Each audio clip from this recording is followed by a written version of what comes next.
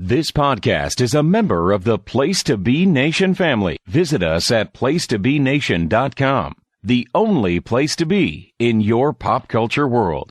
This is It Was a Thing on TV. Spoiler number one is Dr. Lee frowns. It stinks. What is going on? What is going on? Episode 148, Submission 418, WrestleMania 2. WrestleMania 2 was held live on closed circuit and pay-per-view on Monday night, April 7th, 1986, and it took place in 3 locations: the Nassau Coliseum in Uniondale, New York, the Rosemont Horizon in Rosemont, Illinois, and the Los Angeles Sports Arena in Los Angeles, California.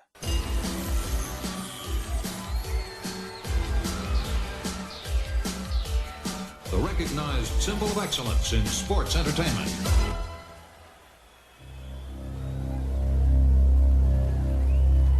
WrestleMania 2, what the world has come to.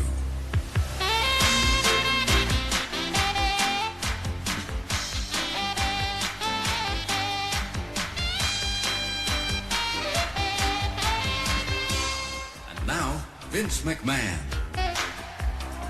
Hello, everyone. Welcome to the greatest sports entertainment spectacular of all time. Welcome to WrestleMania!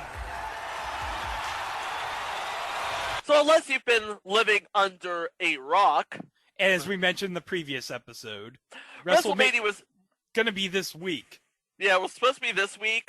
They delayed it to April 10th and 11th. It's still going to be in... It's Raymond James Stadium as it was going to be last year, as we mentioned in the previous episode. Yeah. But Los Angeles is going to get it in 2 years. And Dallas is going to get it next year. And Dak Prescott's going to run for the Money in the Bank. It'll be the furthest he's run from anything.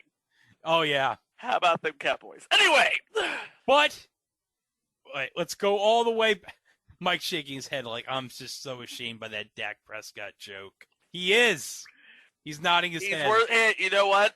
He's worth being shamed over. But you know what? But speaking of shame. Oh, jeez. This show is very shameful, but we got to get into the whole little backstory of how this came to be. So in 1985, Vince McMahon holds the first WrestleMania from Madison Square Garden, with the main event being Hulk Hogan and Mr. T, his friend from Rocky 3, because, they were both in Rocky 3. Yep. Against Rowdy Piper and Mr. Wonderful Paul Orndorff. And thanks to an appearance the night before where Hogan and Mr. T hosted Saturday Night Live, it led to many people walking up to closed circuit to watch it the following day out of curiosity, like, oh man, there's this big match and Mr. T's going to wrestle with Hulk Hogan. I need to see what this is all about. And they did. And you know what? It looked good. It looked good. It looked good. Looked good. Looked good. Looks good. Looks good.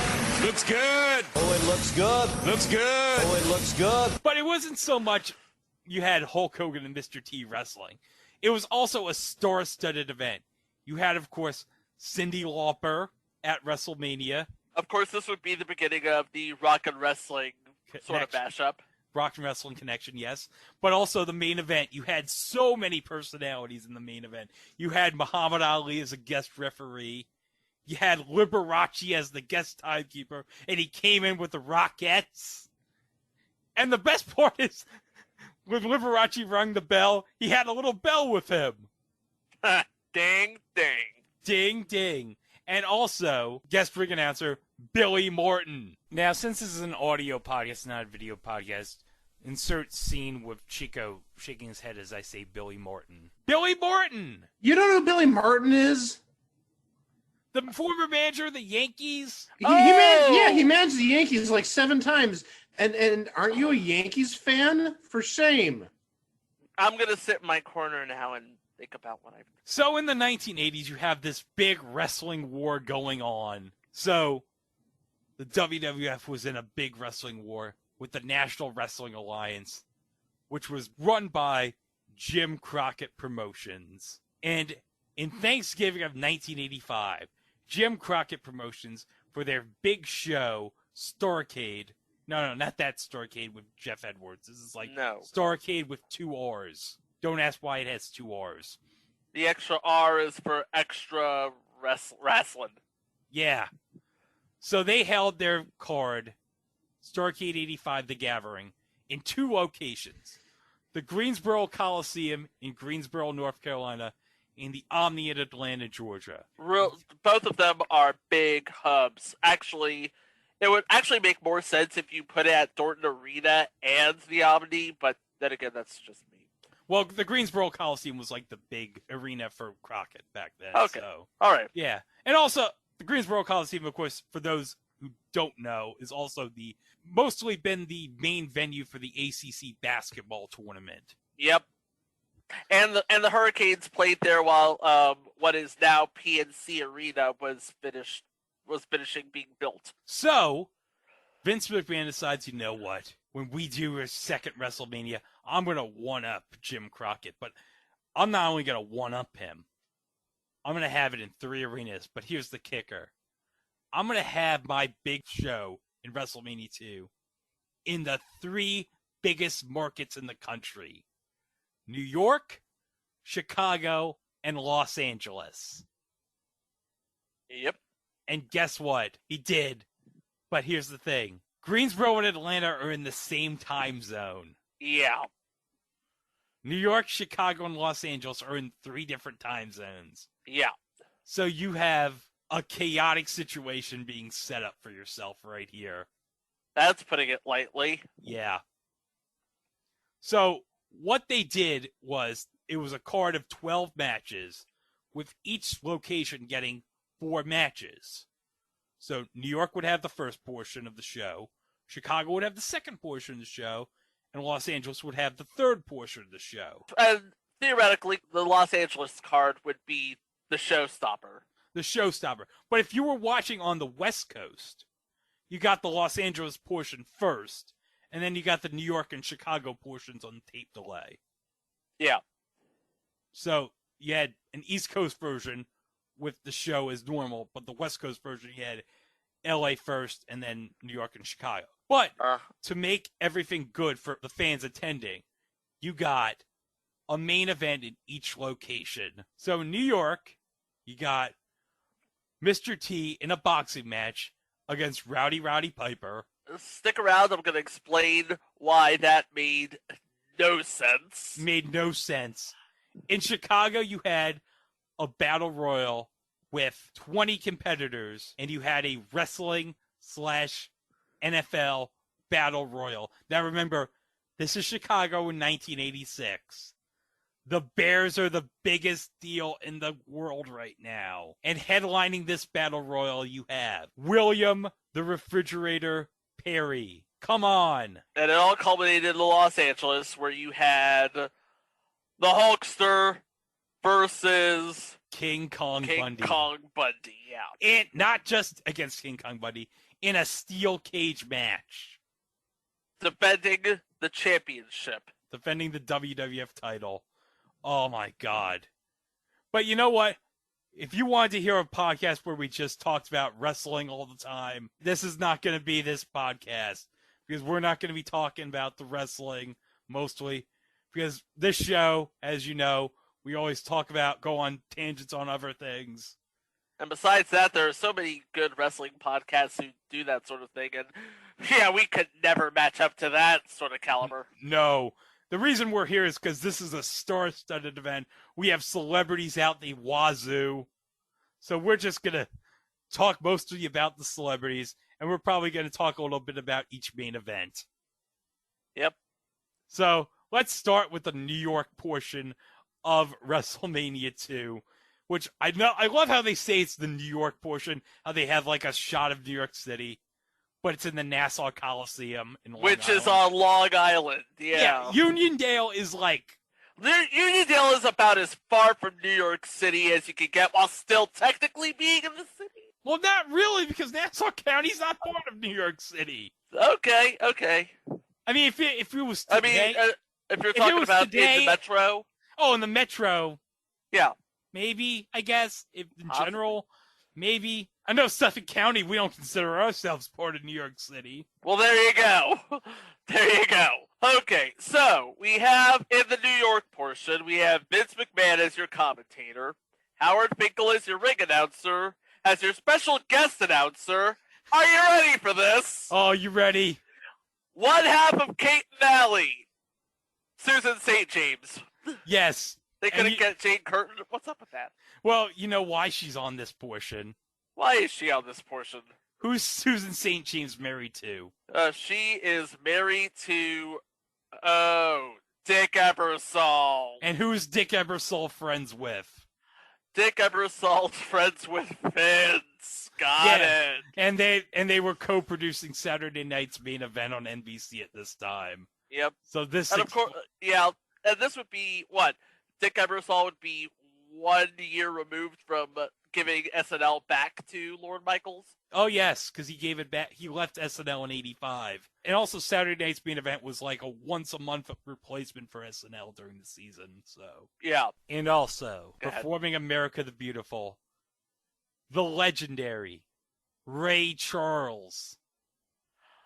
America, how I love America. God share His grace on thee. God share His grace on thee.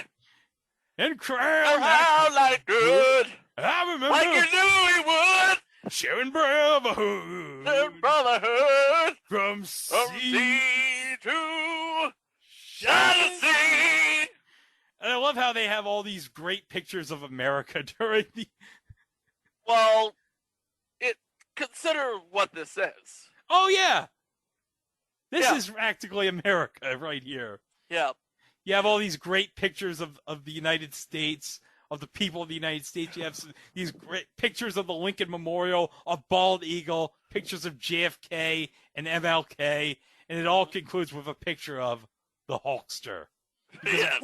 Of course, you gotta end it with the Hulkster. You gotta end it with the Hulkster. Yes, sir, you do. Because who represents America at this time in 1986 in the Hulkster? Yeah. Oh, okay. We talked about the guest announcer, Susan St. James. Did we talk about, and we'll talk about this when we get into the main event, but there was a special ring announcer. Oh, yes, for the main event of the New York portion. Yes. Oh, you ready for this? The legendary Joan Rivers. Yes!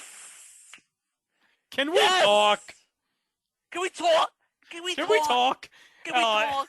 Oh, this is so great. Can we talk? Mr. T's haircut. Ah! Rowdy Piper's skirt. Ah! But the best. I'm so glad my daughter doesn't have to see any of this. Oh, we miss you, Joan. We really do. Oh, we really do. But okay. Oh, one thing I want to mention about Susan St. James, the commentary she has. Yeah. She says "uh-oh" quite a lot. And she's "uh-oh." In fact, we have a montage of all the time she said "uh-oh" during this show.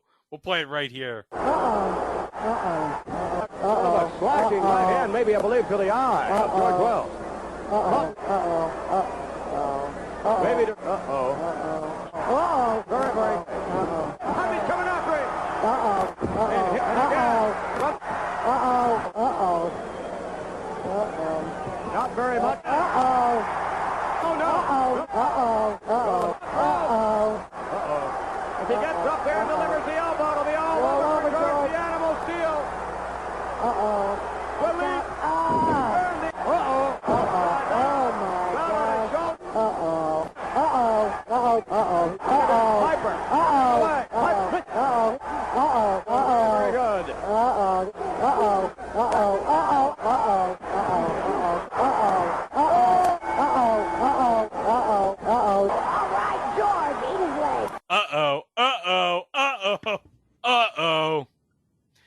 And she also says George a lot, too, during the George Steele Macho Man Randy Savage match. Oh, and my favorite part is during this match, Macho Man Randy Savage gets someone has like a pair of flowers for Elizabeth. He rips the flowers off of the fan and attacks George the Animal Steele with it. And then George the Animal Steele gets the flowers and hits Macho Man right back. Who does he think he is? Carl Shiloh? And the best part is Susan St. James is like, all right. And then Susan St. James says to Vince, all right, George. He may not be smart, but he has respect for women, Vince. That's what he's got. George the Animal Steele, he may not have any brains, but at least he has respect for women. You know what? Susan St. James is not wrong. No. And of course, this all culminates after Jake the Snake Roberts gives George Wells the DDT. And puts the snake on him. It all culminates in a boxing match between Mr. T, I believe he would still be on the A-Team. Still, yeah, I believe season 4 or 5 at this point. It'd be season 4, because the final season of the A-Team wouldn't be till 86, 87. Right. But the A-Team's like waning in popularity at this point. Yes, and you know what would be just fresh in Americans' minds right then? What? Rocky 3. Oh, yeah. Because, as we all know, Mr. T was a boxer in Rocky 3. Yeah, clubber leg. We now switch to our remote cameras inside the dressing rooms. Would you care to comment on how you plan to fight Balboa? What's your strategy? Don't need any. Balboa's so predictable and stupid. The man comes straight ahead. He's tailor-made for me, and he's gonna get hurt. What's your prediction for the fight, then? Prediction? Yes, prediction. Pain. You only played a boxer, but yeah, you know what? I'm about to tell you why this main event was so ridiculous. Okay. Mr. T and Rowdy Roddy Piper in a boxing match. In a boxing match. Now, Mr. T only played a boxer. Rowdy Roddy Piper was a legit boxer. Yes, he was a legit boxer in Canada before he became a wrestler. And that's just one of the ridiculous bits. The other one was Mr. T missing punches and Piper just going along with it, flopping like he was, I don't know, the point guard for Duke or something. Well, the most ridiculous part was and Roddy says this on like his DVD from WWE put out in the mid-2000s.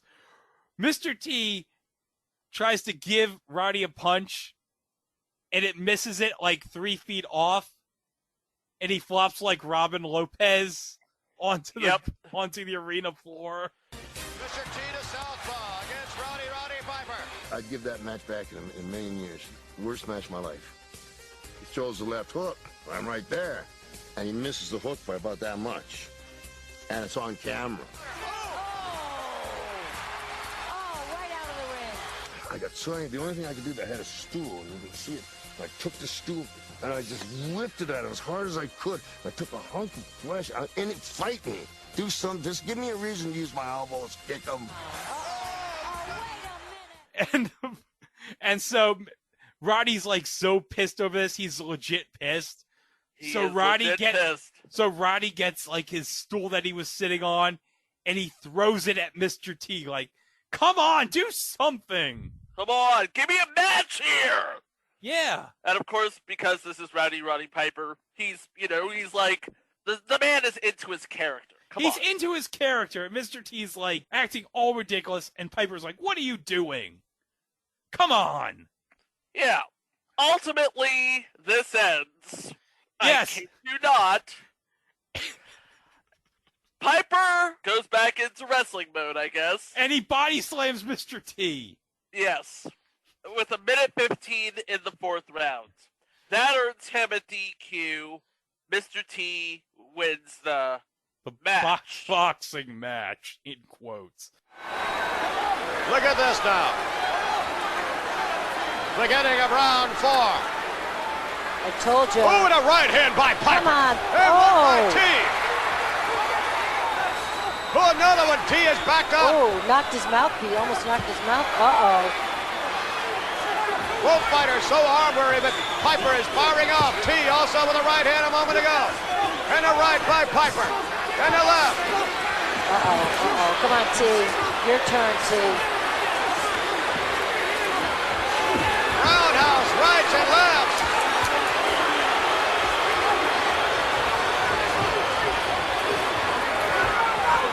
Both men very... what a right hand by Roddy Piper. Knocked Mr. T's mouthpiece right out.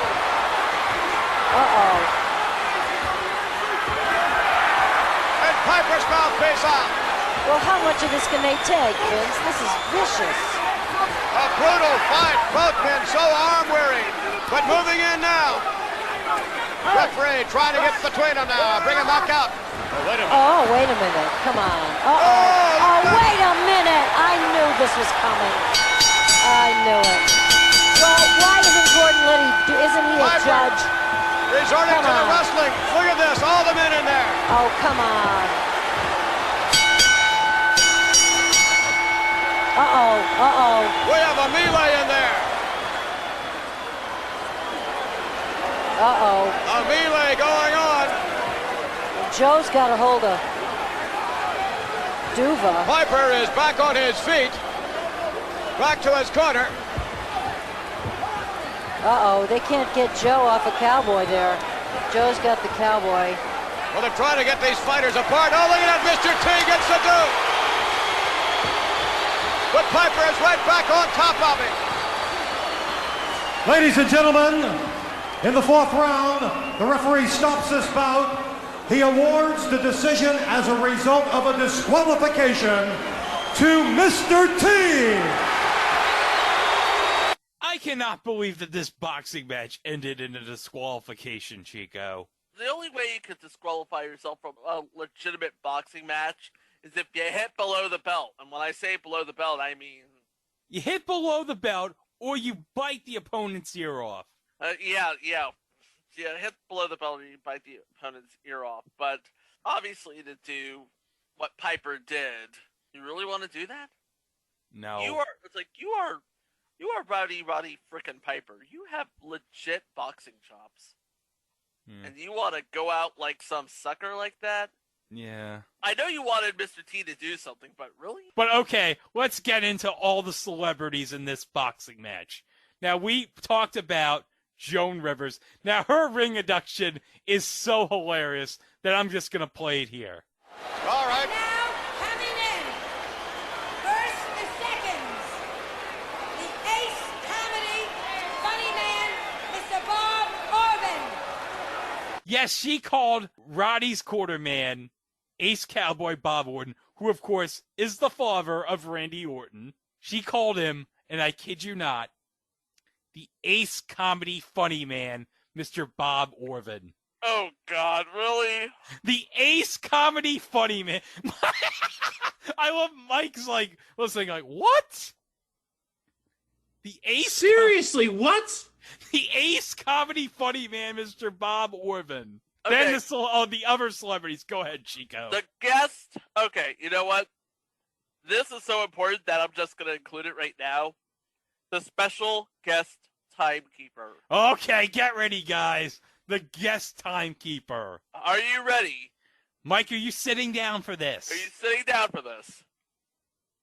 Bad choice of words. The guest timekeeper. Are you hungry for Burger King? Herb? Yes. Herb. Not that other Herb. Not our favorite Herb. This is our second favorite Herb. No, this is the real Herb. This is a real Herb. And we'll be talking about him later this year because this man's going to get his own episode of this podcast this summer.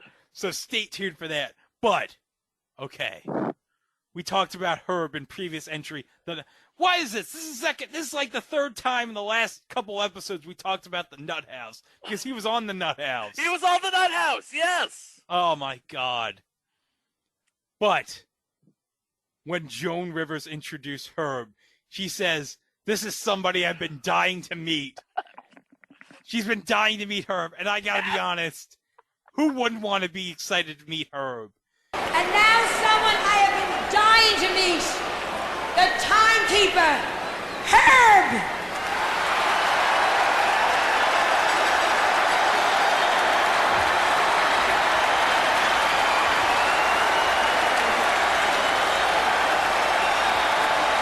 And so the crowd at the Nassau Coliseum, they are going absolutely nuts for Herb. They love him. Herb. They're like, yeah! I couldn't believe it, because I've always been told that Herb sucked. That this marketing campaign was terrible. Well, apparently not, because... Look at the crowd at the Nassau Coliseum. They're all excited to meet Herb. Right? So that kind of proves, oh, you're wrong. You've never been to Long Island. Long Island loves Herb. Long Island is strange. Anyway. Oh, tell me about it. But you know who else was in the New York portion? Okay, so now we get into the guest cornermen for each fighter. So for Rowdy Piper, we have Lou Duva. Legendary boxing trainer. Yes, legendary boxing trainer in the corner of Hot Rod, but on the corner of Mr. T. Yeah. Smoking Joe Frazier. And we just passed recently the 50th anniversary of the fight of the century between Joe Frazier and Muhammad Ali at Madison Square Garden, which, I mean, it makes sense because Muhammad Ali was at the first WrestleMania, so it makes sense Joe Frazier would be at the second WrestleMania. Oh, totally. But now we get into the guest judges. Can you believe this? For a worked boxing match, they had guest judges. Yeah, their job was just to sit there. What are they going to do for the match? Are they actually judging this as a boxing match? Mike, what do you think? Do you think they're actually judging this as a boxing match? You know, they might. I doubt it, but they might. Okay, but are you ready for the judges for this match? Tell Mike, me who the judges are. Tell me who the judges are. First, we have from the New Jersey Nets, from the planet Lovetron, Chocolate Thunder, Daryl Dawkins. Nice. The legendary Daryl Dawkins.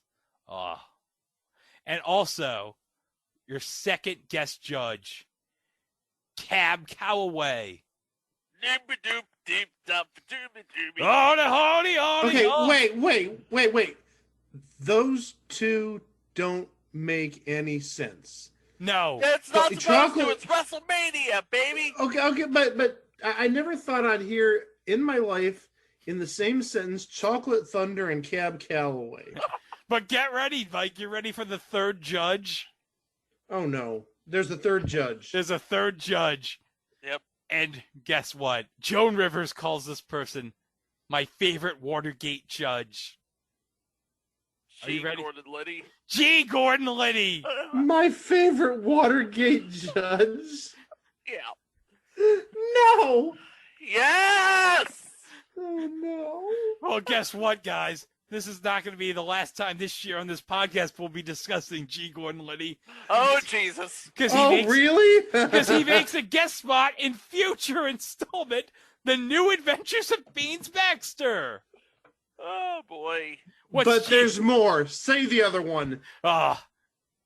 Eventually we're going to cover this. He was on the early 2000s TNN Classic, 18 Wheels of Justice. I remember when you submitted this show to me, Mike, 18 Wheels of Justice. I was dying. Oh, that's going to be a great episode. Oh, that is going to be... It's not as great as this one, but it's going to be a great episode. Yeah, the unfortunate thing right now is most of the episodes on YouTube are like in Spanish or French or something. So it's like, come on. I can understand it. No. We need to have someone upload these episodes in English because we want to talk about 18 Wheels of Justice and G. Gordon Liddy. We really do. Oh. So, ¿cómo se dice G. Gordon Liddy? That's great. Okay. So we're done with the New York portion. We're done with New York. And if you thought New York was wild, yo, man. Yo. It's about to get wilder. Yeah, let's go to suburban Chicago at the Rosemont Horizon for the Chicago portion of WrestleMania 2.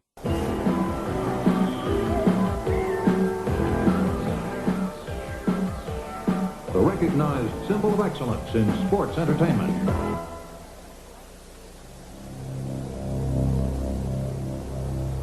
WrestleMania 2, what the world has come to.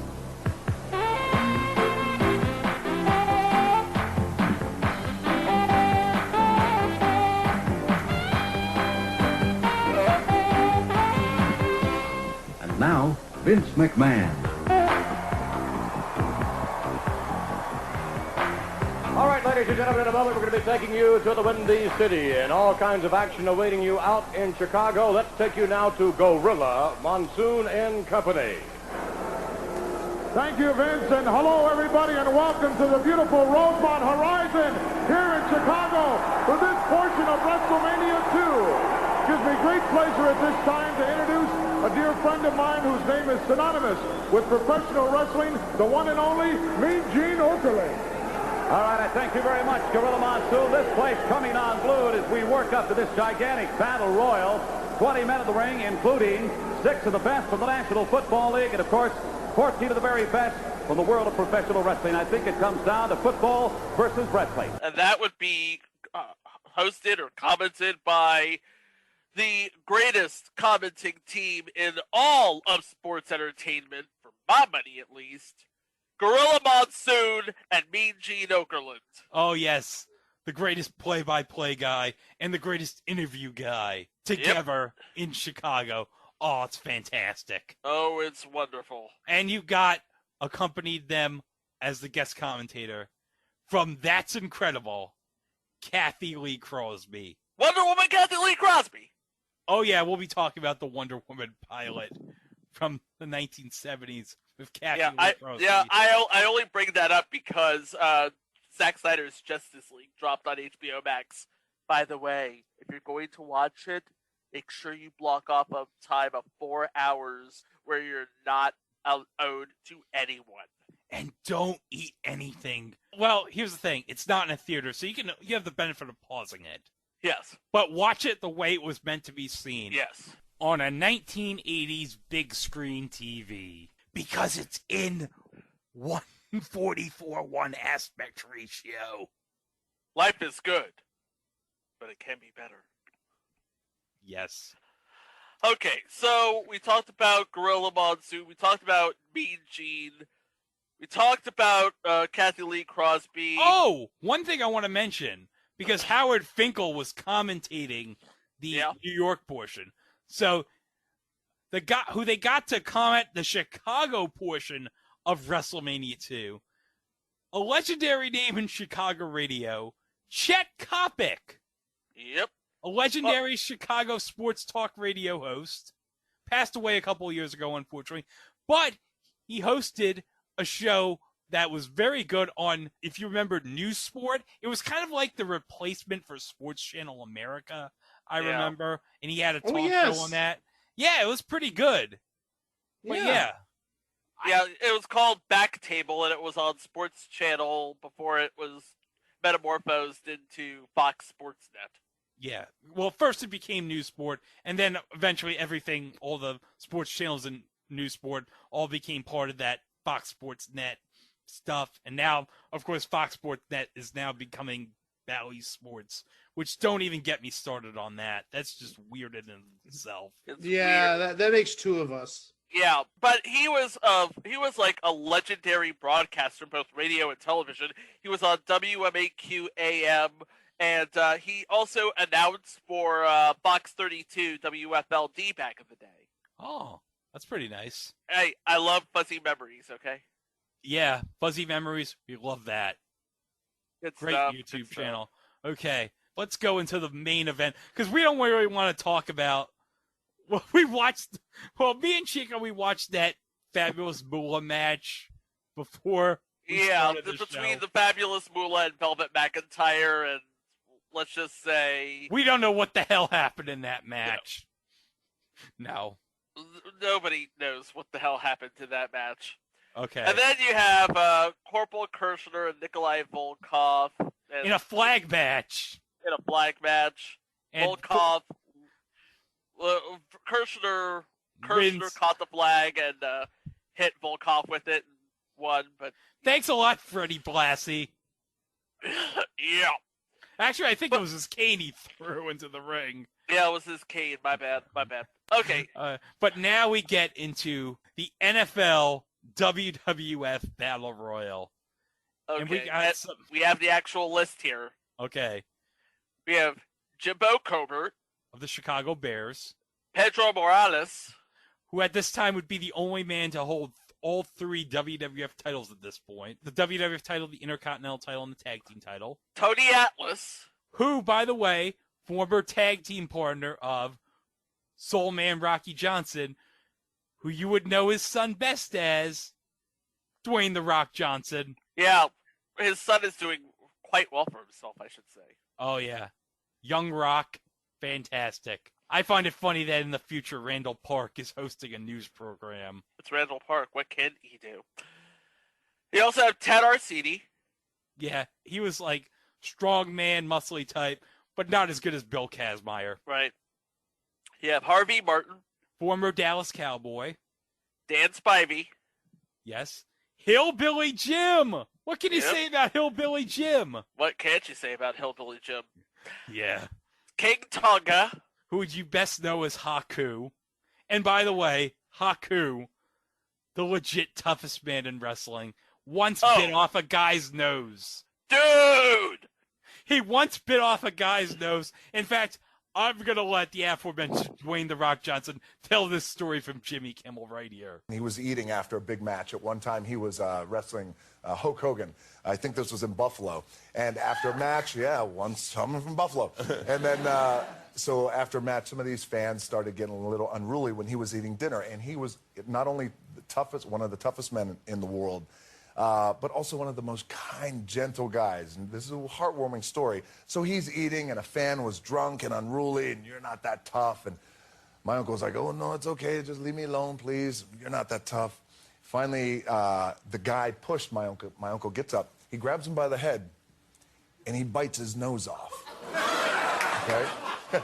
Is this the kind and gentle part? That's not the kind of gentle. That's the I'm an animal. I told you not to mess with me. He bites his nose off, boom, spits it on the ground. The guy goes crazy. His wife starts freaking out. They call the cops. The cops come back to find my Uncle Tonga still sitting, eating. And they were like, and he's very menacing looking, massive, and he's just sitting there eating. And, sir, are you Tonga Fafita? And, yes, I am. Did you get in an altercation? Yes, I did, yes. And I believe his nose, I think he's at the hospital. Oh, yes, his nose, it's right over there. Wow, I'm surprised they didn't deep fry it and eat it in Buffalo. Can you imagine how hard it would be to be the guy who's got his nose bitten off by Haku? Ow. Yeah. And then you have Sheiky Baby, the Iron Sheik. The Iron Sheik. If you don't know who he is, what podcast are you even listening to? Oh, yeah. We will drink here, Lawrence. Wait, who owns this well? We are thirsty. We will drink. Who is Chick the water from the Chick? I break your back, I'll make you humble. My name is T.E. Lawrence, and I could use your assistance in this war, sir. No, you friend with Chicky, baby. I'm gonna break your back. Such bravery. I'll make you humble. He's quite the warrior. Young men make war. Old men make peace. Oh, son of a bitch! No! I'll make you humble. Okay. I'll make you humble. That's a little excessive. Sancho, no respect. She put you in the camouflage.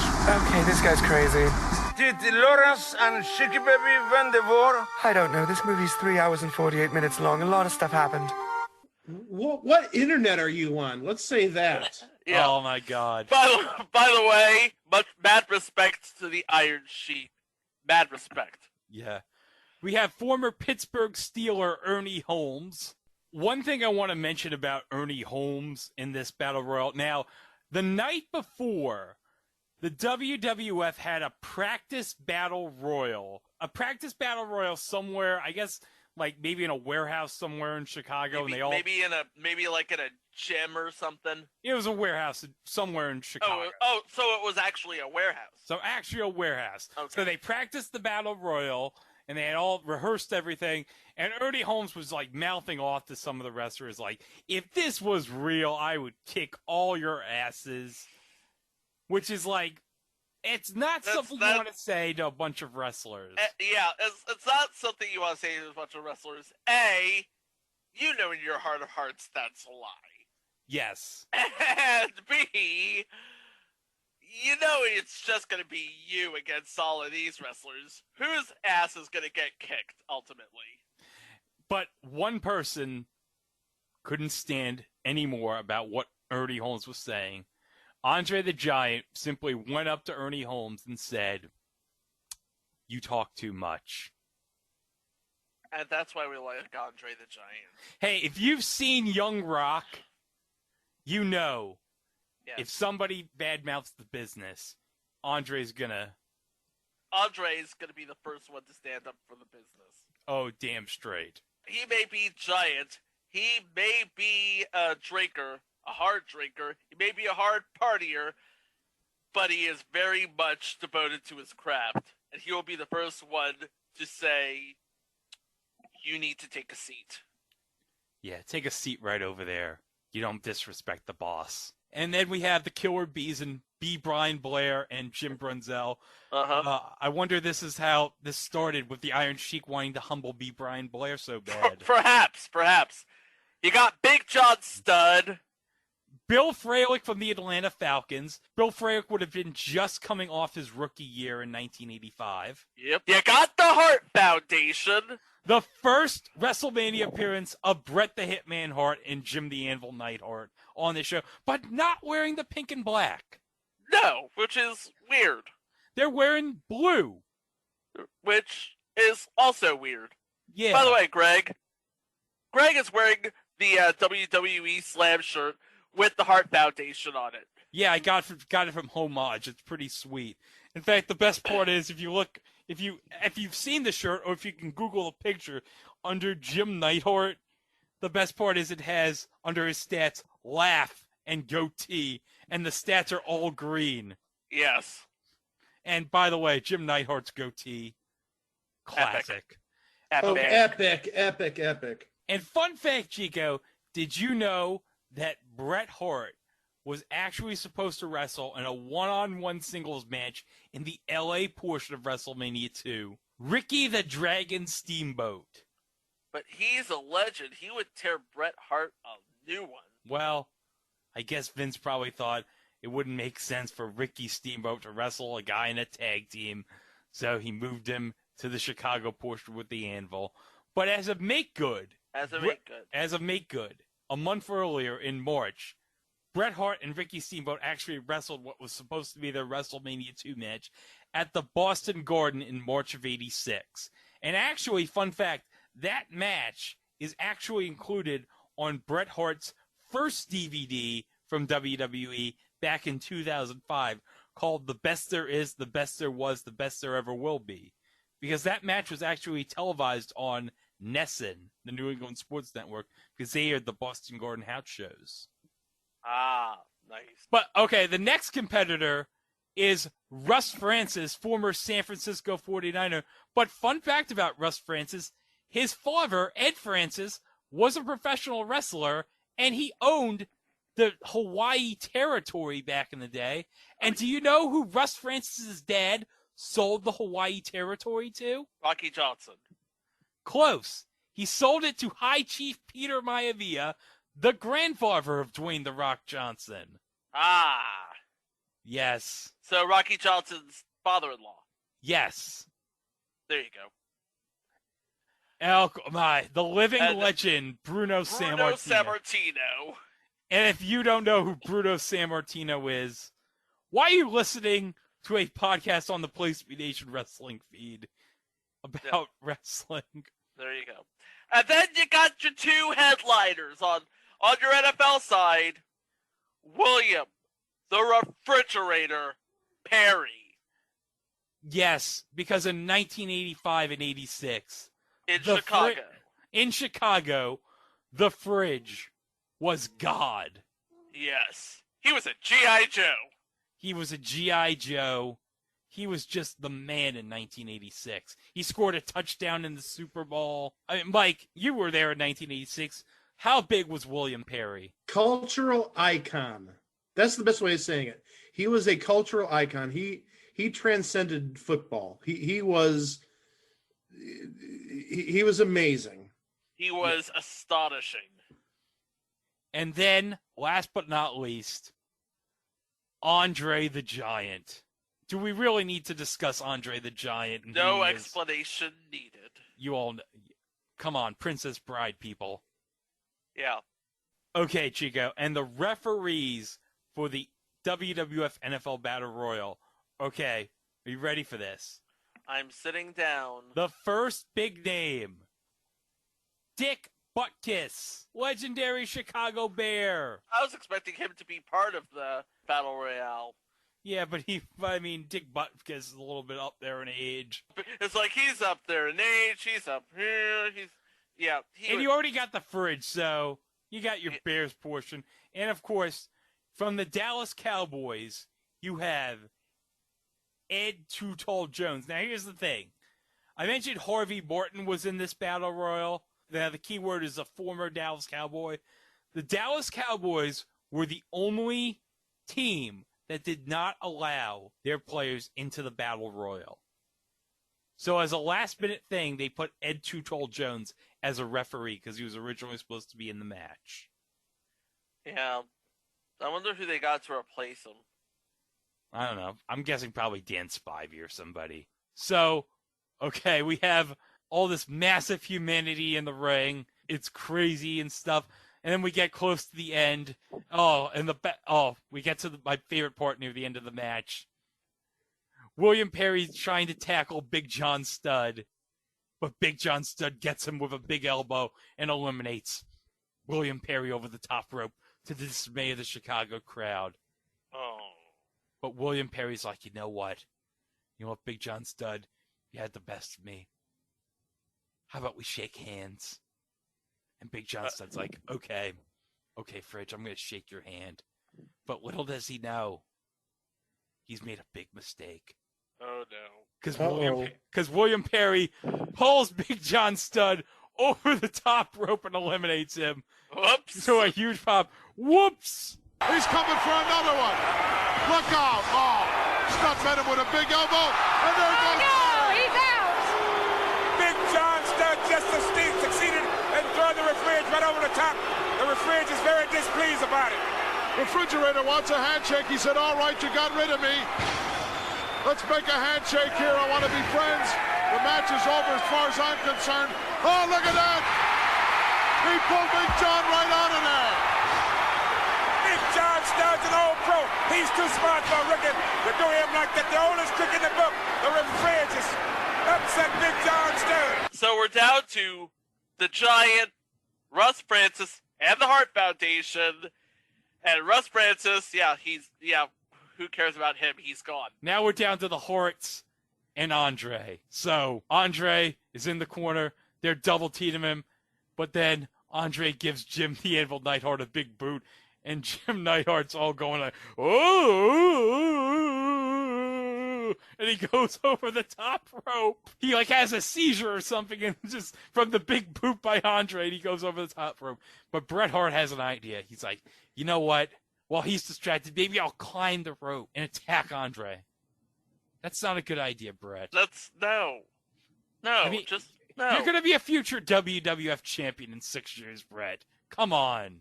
Come on, man. That is what we call a Bush League move. Well, he would learn from that later. But Andre captures Bret. He holds him up in the air, and he throws him on to Jim the Anvil Neidhart. And Andre wins the Battle Royal. The Anvil shot in. Oh, the big boot. And the Anvil over the top, and he's gone. Look at the headband on the top turnbuckle. He's caught. What's Andre going to do with him? That's it. Oh, he threw it right down on the anvil. It's all over.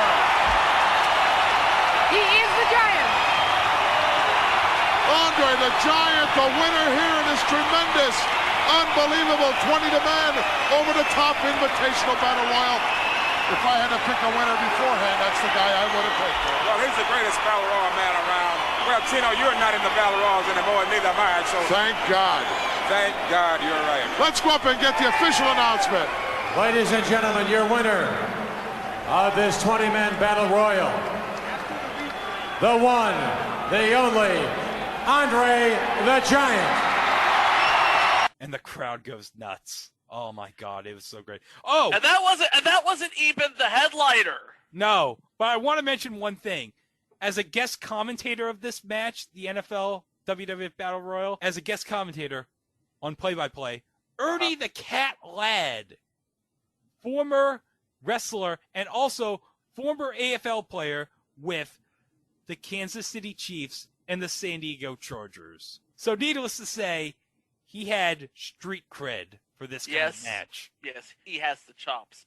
Okay, so now we go after the Battle Royal back to New York, where Vince and Susan are interviewing Rowdy Roddy Piper about the boxing match. Do we want to describe this promo? Yeah, you know what? They were doing the shoot right as they were playing the last few minutes of the fight, I guess you could say. Piper's just pushing the ref out of the way so he could do his body slam on T, and that's basically how he gets DQ'd for the fight. And like I said before, it's like, Piper, you don't need to do that. You are a legit boxer. You are a legit boxer, Roddy. You have skills that T does not. T is a bouncer. He is a bouncer. Yeah. He learned how to box for Rocky. You definitely, legitimately know how. Yeah. And I'll tell you what. You saw that fight at the end of the fight. Cab Calloway, he was loving that. Oh, yeah. He was just loving Roddy like, oh, this guy's awesome. And who could blame Cab Calloway? Everybody loved a bit of Piper. It's like when he goes on an epic rant, he's like, you know what, you can't respond to it. You could just look to see where he goes with this. All right, Gorilla, thank you very much. We have here Rowdy Roddy Piper, and I must say your conduct was something less than becoming as far as an athlete is concerned. See, I didn't understand, obviously. I didn't, if I wanted to come for a picnic tea, I would have packed a lunch. I come to fight, and just as I'm getting into the fighting, you have all, you know, you and Perry obviously come from the same mold, because you both cheat. I saw Perry pulling John Studd over like that. I saw T rubbing his head, rubbing them gnarly bristles inside my eyes, but nothing he could do could hurt me. Oh, and the best part is Susan saying to Roddy, well, I don't know, Roddy. That sounds like a bunch of blarney to me. Well, in Susan St. James's defense, it did sound like a bunch of blarney. But then we go back to Chicago with Mean Gene, where he's interviewing Jimbo Covert and the Iron Sheik. And Jimbo Covert's bitching about how Bill Fralick came over from me from behind, and he eliminated me from the match. Yeah, Jimbo, it's a battle royal. What'd you expect? Yeah, welcome to pro wrestling, my friend. Oh, but then we get into the Iron Sheik. Oh, my God. Oh, God. The promo he cuts is amazing.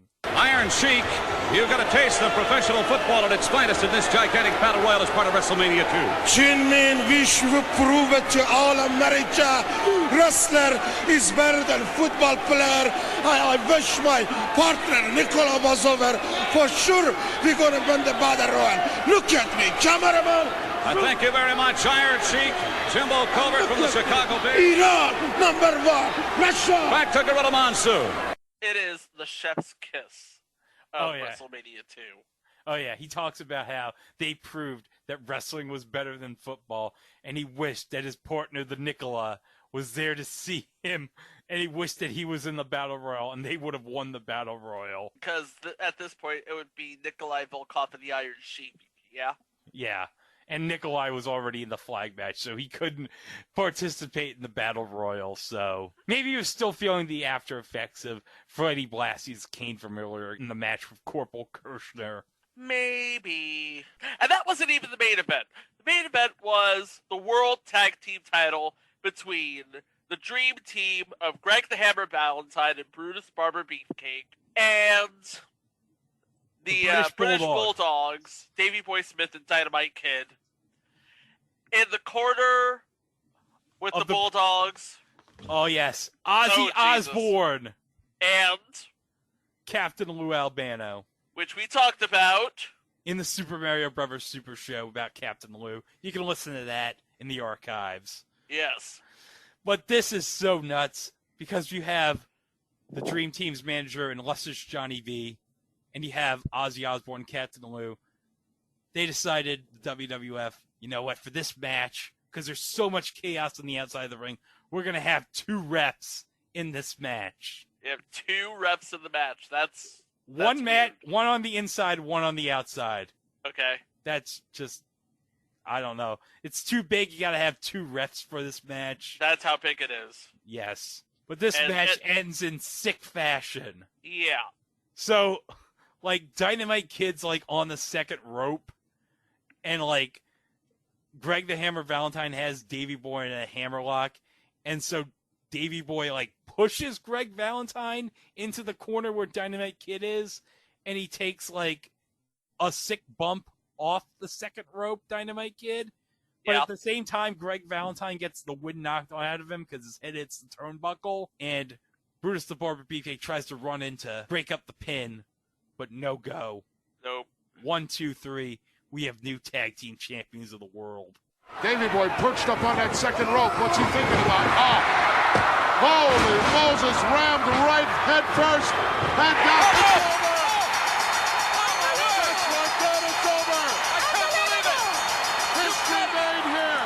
WrestleMania 2. You have got to be kidding me.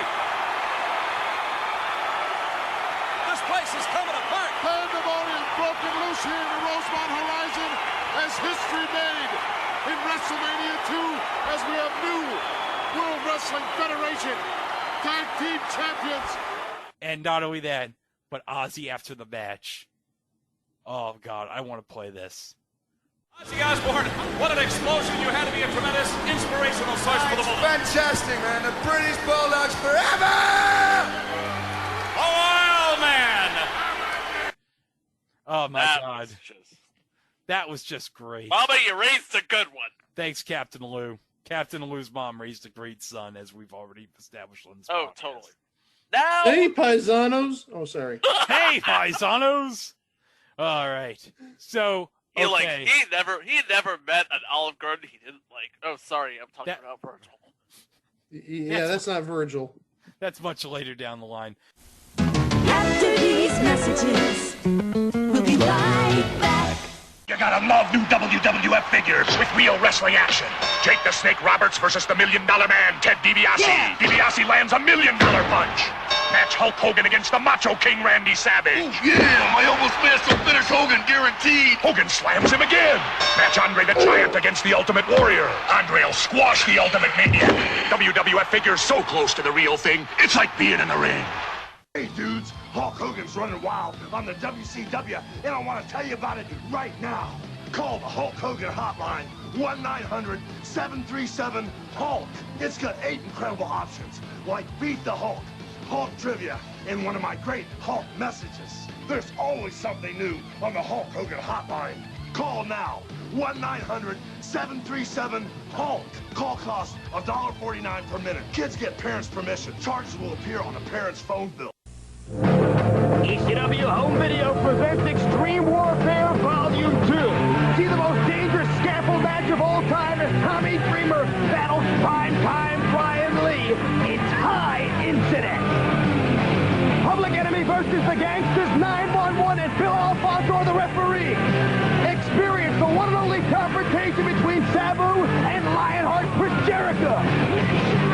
Check out the historic Battle of the Bam Bam as Bam Bam Bigelow takes on Terry Bam Bam Gordy.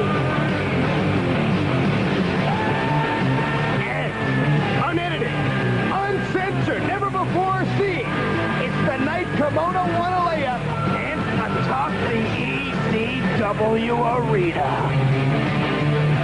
It's Extreme Warfare Volume 2, available now from ECW Home Video. Your judge, jury, and executioner. Judge Dredd is coming to all major video game systems June the 16th from Acclaim. Take the law into your own hands. Batman versus Superman. The Flash versus Wonder Woman. Who is the ultimate superhero? Find out in Justice League Task Force from Super NES and Genesis from Acclaim. Coty Wild Musk, the essence of animal attraction. Wild musk oil for her, Coty Musk cologne for him. Use it before you stalk. Get into all the sounds and action of the WCW with the Electronic Nitro Wrestling Arena. You activate the sound. Hear the call of the Wolfpack as Kevin Nash struts up the runway. Launch Macho Man from the top turnbuckle. Hit the ropes and hear the action as you fire Goldberg across the ring. It sounds just like I'm at a match. Lower in Sting from the rafters.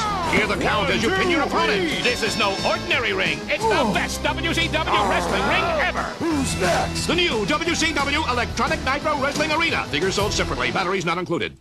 Great action tonight. Uniondale, Long Island, New York, the Nassau Coliseum. Tonight in Phoenix, Arizona, Veterans Memorial Coliseum. Next Wednesday in Columbus, the Ohio Center. And next Wednesday in Charleston, the Civic Center. On Thursday, Wheeling, West Virginia, the Civic Center. Next Friday in Dayton, Hara Arena. On next Friday at Riverfront Coliseum, Cincinnati, Ohio. On the 17th, Baltimore, Maryland, the Civic Center. On the 20th, Rochester War Memorial. On the 23rd, Hartford Civic Center in Hartford, Connecticut. The 23rd in San Diego, California, the Sports Arena. The 25th, Bloomington, Minnesota, Met Center. The 25th in Sacramento, California, Memorial Auditorium. The 25th in Fresno Convention Center, Fresno, California. On the 26th, Madison Square Garden, New York.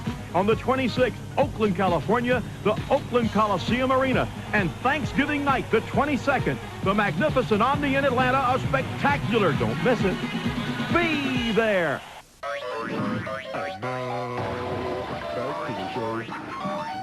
But okay, we've done New York, we've done Chicago, so now let's go to Los Angeles.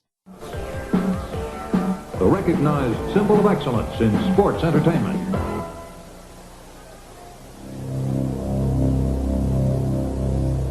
WrestleMania 2, what the world has come to.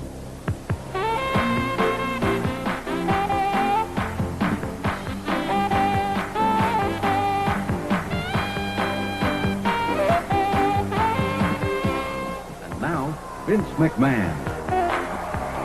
All right, now, ladies and gentlemen, we are anxiously awaiting to take you to Los Angeles, California. The setting will be the Sports Arena. We will take you now to our guest commentators. Indeed, it'll be Jesse the Body Ventura along with Lord Alfred Hayes and Elvira. Let's go to L.A.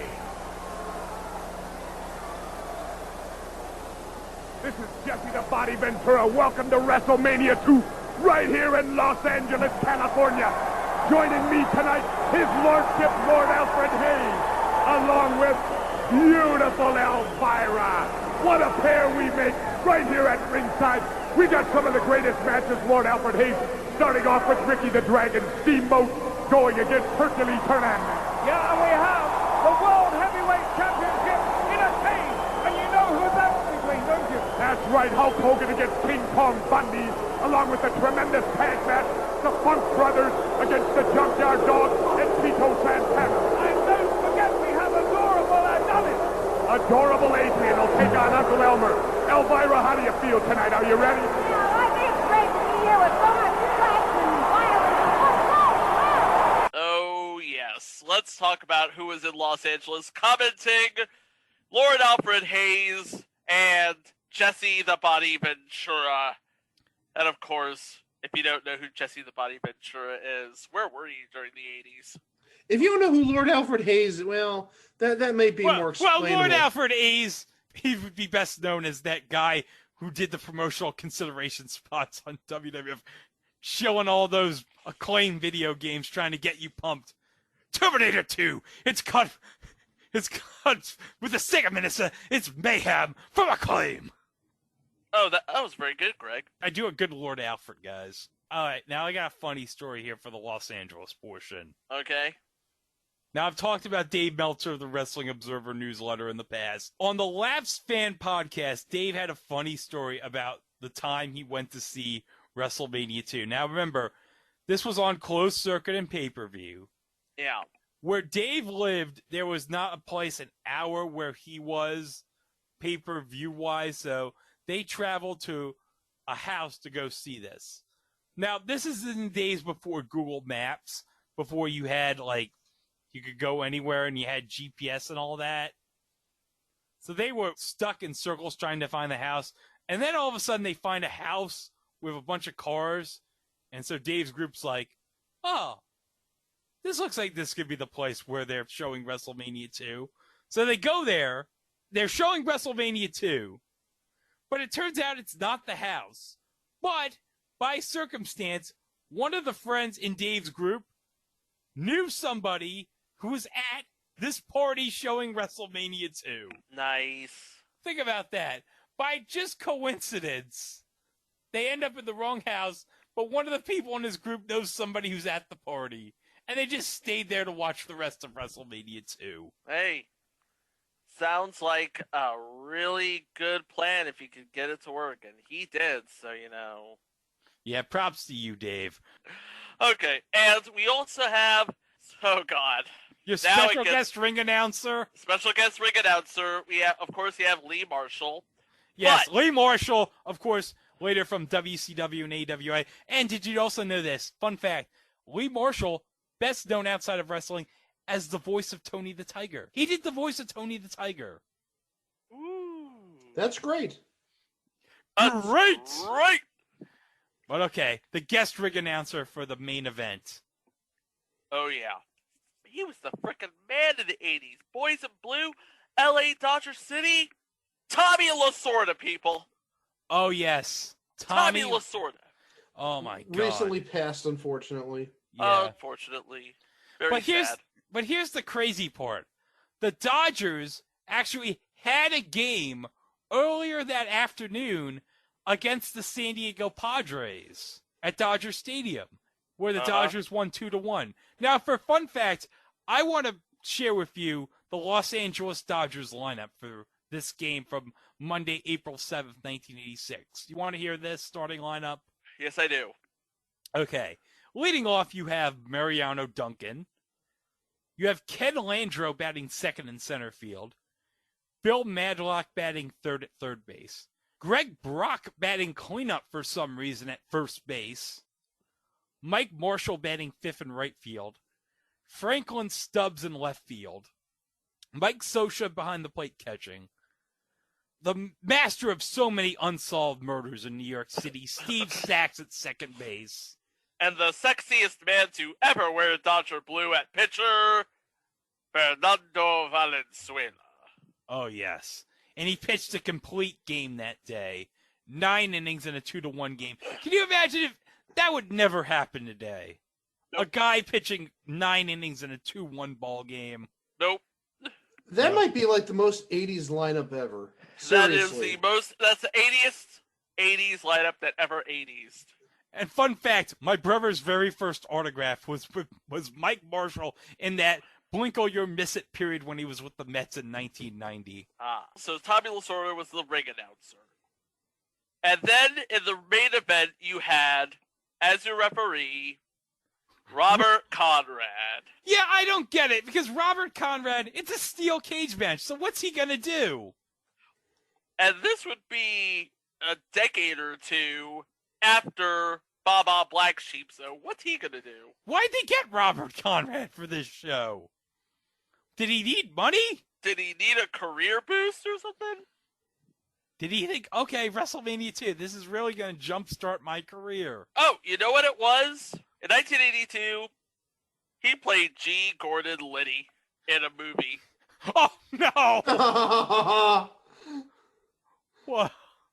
It's another G. Gordon Liddy reference. Good thing they were on opposite coasts. What's the movie? It was Will, the autobiography of G. Gordon Liddy. So he played G. Gordon Liddy. He played G. Gordon Liddy in a movie he produced. So that explains why he's on this show. Yeah. G. Gordon was like, I've got a great idea. How about you have Robert Conrad as the referee in one of the matches? But, Mr. Liddy, we can't. Trust me, I have his number, Vince. You can call him. It's like, okay, G. Gordon Liddy. I'll do whatever you say. Yeah. Okay. Oh, wait. Hold on. The timekeeper for the main event. Oh, yeah. We had Herb. We had Clara Peller. Oh, we didn't even mention Clara Peller. We forgot to mention the best part in the... Oh, yeah. We forgot to mention in Chicago, the guest timekeeper, Clara Peller. And the best part was... Because me and Gene did the announcing for the Battle Royal. He introduces Clara Peller. And we saw the clip before the show. Clara Peller's was saying to someone, "Do I go now?" and so she's yelling, "Where's the beef?" Are you sure that wasn't Tom Poston? She's yelling, "Where's the beef?" But the problem is the microphone's muted. Oh. But you can hear her mouthing, "Where's the beef? Where's the beef?" Now that we're current. Yeah, so now let's get to who was the timekeeper in L.A. All right, the timekeeper in L.A., because New York had Herb. Chicago had Clara Peller. How are you going to keep this 80s up and outdo both of them? You get everybody's son in the 1980s. Ricky Schroeder. Oh my God. This is the most 80s thing to ever 80s. Oh, wait. We're not even done yet. You know who was a special guest announcer in Los Angeles? Who? The Mistress of the Dark herself. Elvira. Oh, yeah. Elvira with Jesse Hi, and Lord Cassandra. Alfred. How you doing, girl? Oh, my God. And she was fantastic during this show. Still is. What are you talking about? Oh, I mean, with Jesse and Lord Alfred. It was she was great. She was way better than Susan St. James, I'll tell you that much. But okay, so we have the main event. It's between the Hulkster and King Kong Bundy. And so for this match, because King Kong Bundy had earlier attacked Hulk Hogan on an episode of Saturday Night's Main Event, breaking his ribs. Ooh, yeah, because he did come in with his ribs taped up. Yeah, the Hulkster.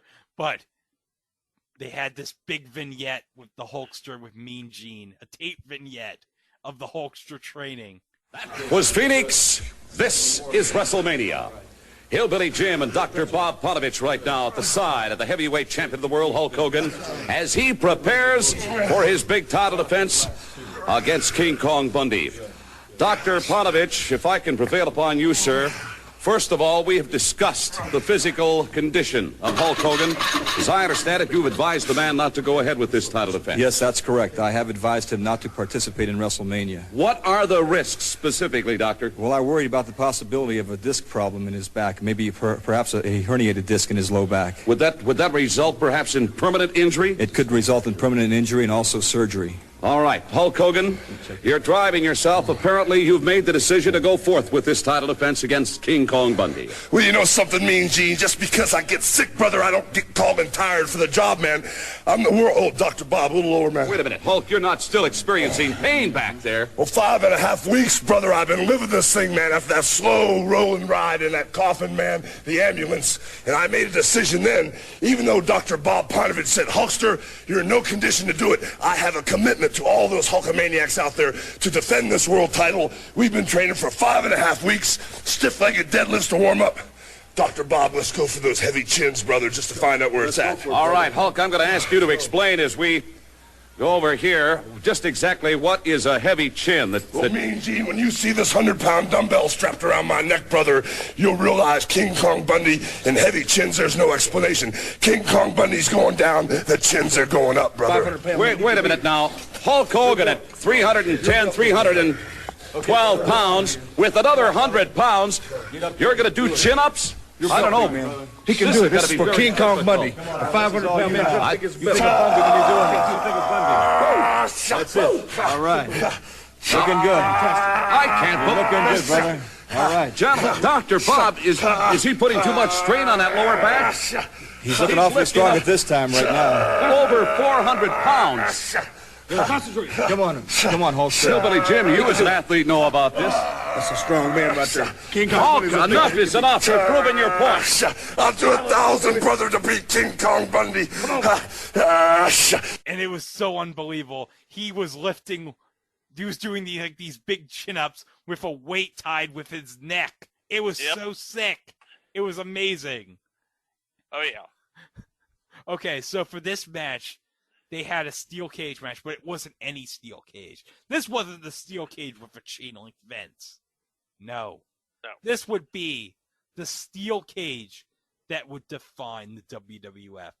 This is the debut of the Blue Bar Steel Cage. This is the first time they have the Blue Bar Steel Cage, because for this match, because you had King Kong Bundy, it's like, you know what, the chain link fence, this is not going to work.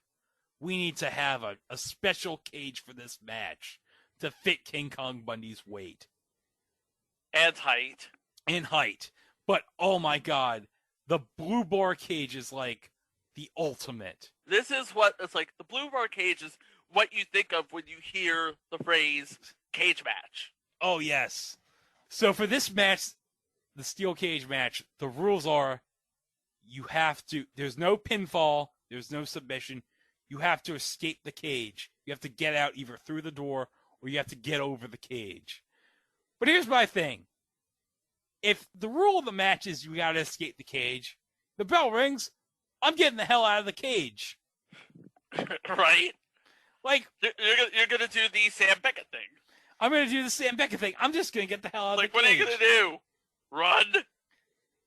But then again, Terry Funk is on this LA portion of WrestleMania 2, so it might not be a good idea to just leave straight up. Yeah. Might piss off his wife or something. I don't know. But, oh, this is just an amazing match. Of course, in King Kong Bundy's corner, you also have Bobby the Brain Heenan. Oh, yes. Yes. And what more can you say about Bobby the Brain Heenan? Aptly named Bobby the Brain Heenan. Oh, yes. So, Bobby the Brain Heenan and King Kong Bundy are like, oh, we got this in the bag. We're going to beat the Hulkster. It's like he's got his ribs. He's got no chance. So King Kong Bundy's like, he takes the tape off Hulkster's ribs, and he's just choking him with the tape. He wants every advantage that he could possibly get. Yeah, it's a steel cage match. There's no rules. He can do anything. So he's just taking advantage of all the rules. But, Rules. But the best part is, okay, the Hulkster fights back, and he busts open King Kong Bundy. And, this freaks out Elvira, like, oh my God! Yep. The blood and all such. But the best part is, we talked about how, in the boxing match, how Mr. T's missing punches left and right. Uh-huh. So, Hulkster's trying to punch King Kong Bundy to make the bleeding go faster. Yeah. But it's like you can tell he's totally missing the punches. Like, sorry, I hit myself there. I hit my mic, but It's just, yeah, because, by the way, King Kong Bundy mentions in a shoot interview in the kayfabe commentary supercard on WrestleMania 2 of Sean Oliver that he bladed. See, he kept the blade to bleed his head and his wrist. Because if you watch the match, he has his wrist taped, so he hid the blade there. I didn't do a very good job though. I got a blade job one time where I hit this artery here, and the blood would have hit your shirt. It was a good 18 inches. There's an art to that, and there is. And like I said, I don't have much experience, so. You said that they didn't want Hogan to blade because no, that's why. That final shot, that glorious shot. I didn't do a very good job. Why do you say that though? Because there wasn't enough. Yeah, it wasn't much of a blade job. Did anyone say that to you? You didn't do a good job, or are you just being critical of yourself? No. If I had seen somebody, what I did, nobody said no. Okay. No. But I would have said it looked like you took an old tampon and deuced it across your forehead. That's what I'd say to a guy with a blade job like that. You don't know you're gonna blade until you're told when you get to an arena. Are you always carrying razor blades? No, hell no. I knew that night I was going to blade. Forget that. Random night at Madison Square Garden. Someone says, "Yeah, I want you to get a little color." You have blades on you? Yeah, I usually had blades. Really? Well, I remember times I had to ask for one, but somebody had blades. Yeah. Okay. You only need a little point. Right. You just go. But like I said, I hit that one time. One time I banged into the cage and it was just blood. This was a different time. And it was sweat. Kevin Von Erich says, "Don't get any more juice."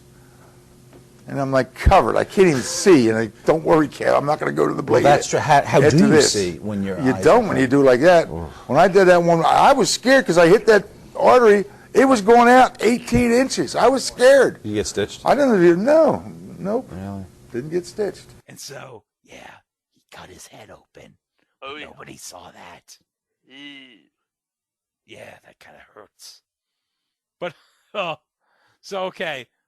Hulkster gets a scoop slam on King Kong Bundy because Bundy's trying with the avalanche to nail the Hulkster. Hulkster counts. He lifts him up and he slams him. And then he gets out the door and he escapes the cage and he wins the match and retains the title. But, he's not done yet. He's going to go after Bobby the Brain Heenan. So Bobby the Brain Heenan's in the cage with the Hulkster and he just beats the Bobby the Brain Heenan, and he just drags his head through the cage. His head through the cage, and just bam. Good night, my baby. Ooey. Yeah. But this begins Bobby the Brain Heenan's year-long quest for revenge on Hulk Hogan, because later on in the year they have this big feud where Bobby the Brain Heenan convinces Mr. Wonderful Paul Orndorff to turn on Hulk Hogan. And they have this big feud throughout the summer. But then, before WrestleMania 3. Yeah. Which, by the way, would be vastly better than WrestleMania 2. Yeah, we'll get to the reasons later. But, in WrestleMania 3, you have the big angle where he convinces Andre the Giant, you know what? Andre, you've been undefeated for 15 years. But you've never gotten a title shot from Hulk Hogan. And so he convinces Andre the Giant to turn on Hulk Hogan and tear his shirt off on Piper's Pit and be a complete jerk to him. And it leads to the biggest title match ever at the Pontiac Silverdome in front of 93,000, where they also witnessed the Iron Sheik humble and beat Brian Blair. Yep. That was great.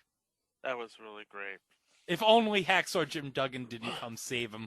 After LA, the East Coast is over, but it's not over for the West Coast because they got New York and Chicago on tape delay. So on the East Coast version, you'd get a thing with Vince saying, "That does it for you in the East Coast. I hope you enjoyed WrestleMania. For you on the West Coast, keep watching."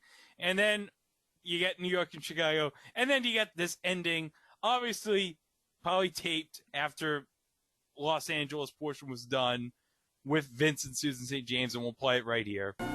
All right, Susan St. James, we have just witnessed, without a doubt, just everything it said it was going to be, the greatest entertainment spectacular of all time. Without a doubt, one of the greatest nights I've ever had in sports. It was fabulous to be here. How about the tag team? All right, new tag team champions. Of course, the British Bulldogs, managed by Lou Albano, now current tag team title holders. But speaking of championships, I think the heavyweight title match in the steel cage was, without a doubt, one of the greatest heavyweight championship matches I've ever seen. America can sleep better tonight, knowing that Hulk is back on top. Don't you feel that way, And what about the Fridge and all the football players in the Battle Royal? Those guys are great, but Andre pulled that one out. Tossed them out like toast. Well, yes, he did. It was a fabulous event. The steel cage matchup, of course, the Battle Royal, the boxing match with Mr. T, new tag team champions. What else could you ask for? So long, everyone, for WrestleMania 2.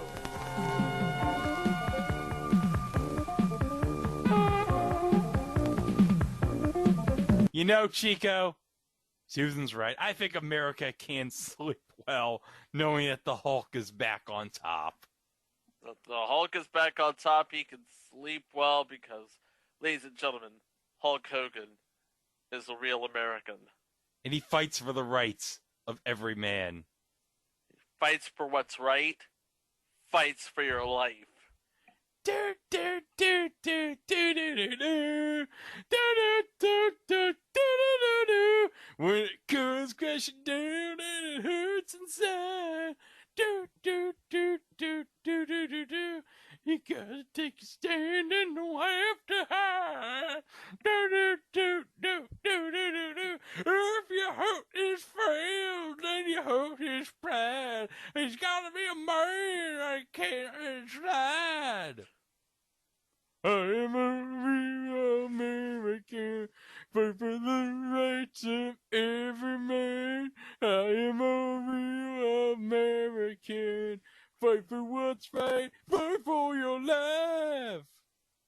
Oh my god. Well, Good stuff. good stuff. But man, what else do we have to say about that cage match? That was the blueprint right there. That is like every cage match is striving to reach that original cage match. Yeah, and obviously it would be improved upon because you had Hogan and Orndorff in an epic cage match on Saturday night's main event in January of '87, and of course you had also, as we mentioned, Blue Bar Cage, the defining cage of the era. Yeah, I'm surprised that wasn't sponsored, that cage. I mean, you know how easy you could just slap a sponsor on that? Oh, yeah, I don't think Vince was thinking about sponsorships back then. Because you know how in the NCAA tournament, how the ladder is actually sponsored? Wagner sponsors the ladder. Yeah. You could have had a company just make the cage. You could have gotten them big publicity. Insert rebar company here. We make the cages for the WWF. That'd be great money. Would But be. at least King Kong Bundy went on after this to make. Well, 1 year later, he'd be wrestling Hillbilly Jim and some little people. Oh, And then he squashed poor little Beaver with the elbow. oh no. But at least he ended up in those Head Smart computer commercials. Boo. Yeah, we'll play one right here. Not bad, Bundy. You really made that Head Start computer look easy to handle. Look easy. It was easy, Dick. You know, the fully IBM-compatible Head Start computer made a genius out of me in only 23 minutes. Well, now Head Start computers can make a genius out of every Newmark and Lewis customer. Hey, Bundy, did you get one? As a matter of fact, Dick, they're all mine. What do you got to say now? Just one thing. Yeah. So, things got better for King Kong Bundy. So that's the show. That's WrestleMania 2. So the thing we got to mention before we get into the reasons why this show was kind of a disaster. Kind of a disaster. Okay. This show was on a Monday night. There's your first problem. What's wrong with this picture? Because it wasn't established yet that these wrestling pay-per-views had to be on a certain night.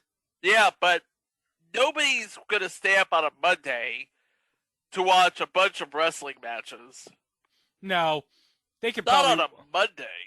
No, they could wait a couple of months and get the Coliseum home video version, which I rented all the time from my video store back in that big-ass clamshell. That was nice, by the way. It had Hulkster and King Kong Bundy on it. It was great. But also, you have 3 venues at the same time, and it's just... And we watched, Chico, like, some portions of the show before we came on. They were, like, quick edited and snarkily captioned. Oh, yeah. Like, for example, it's like... Jesse's like, at one point in the LA portion, it's like, he doesn't get cued and he's like, do I go now? Yeah. And then they cut to an interview pre-tape with Lord Alfred Hayes and Hulk Hogan.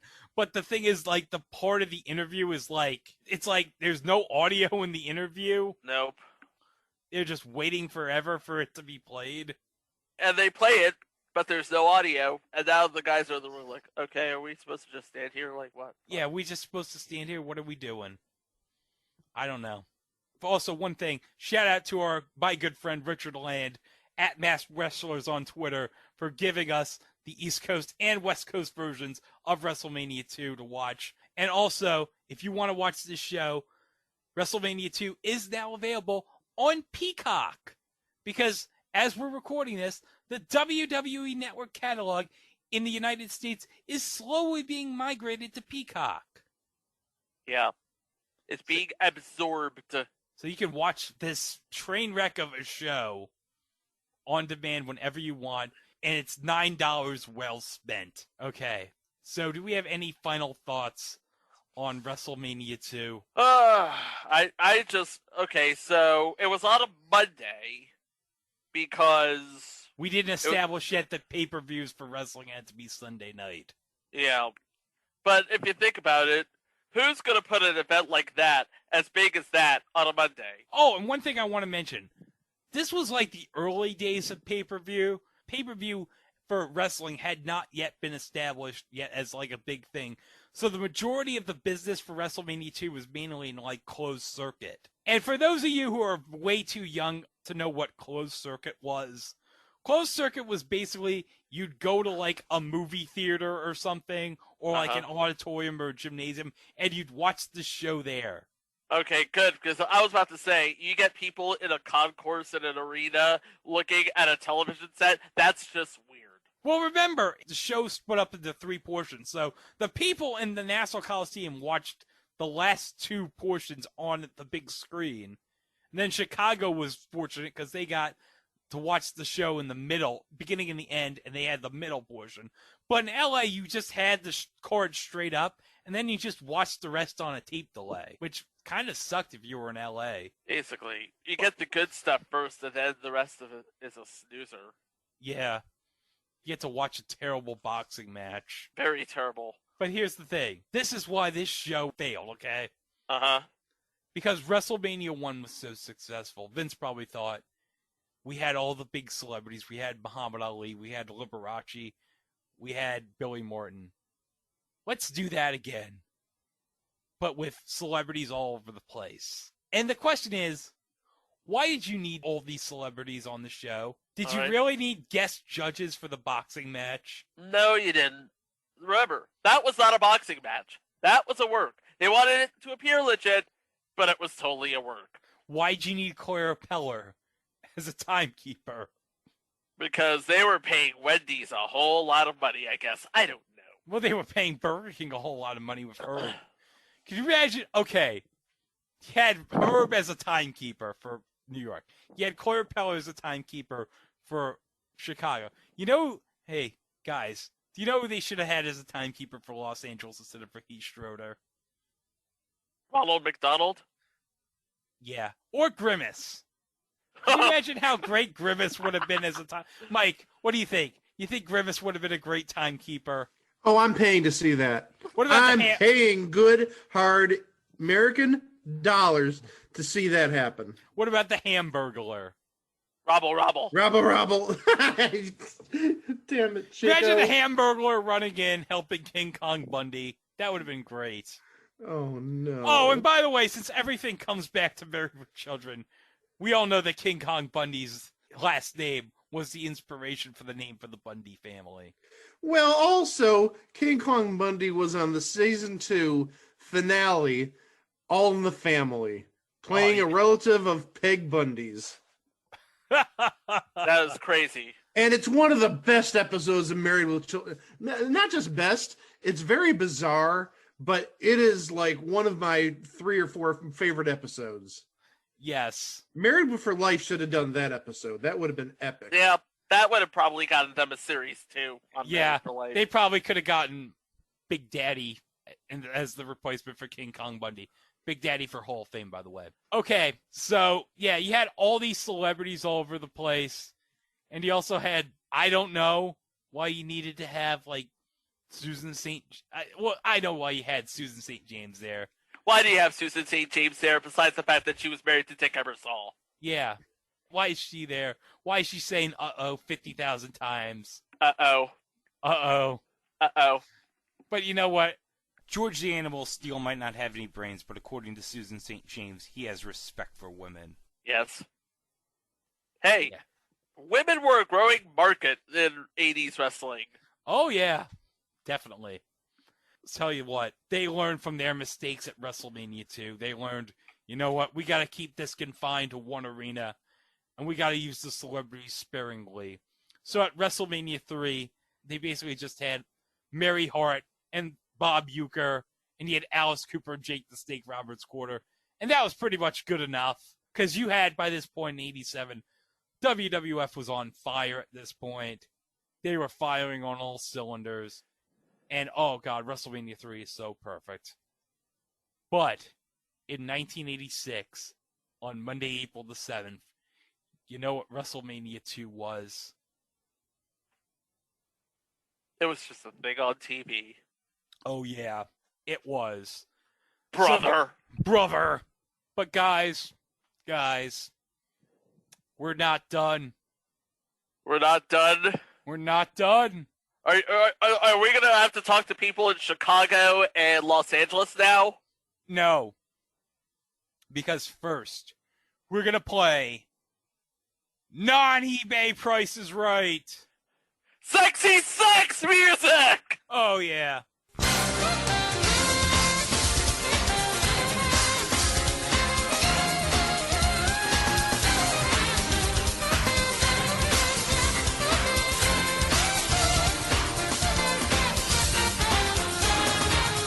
Man, Greg, that sexy sex music does it to me!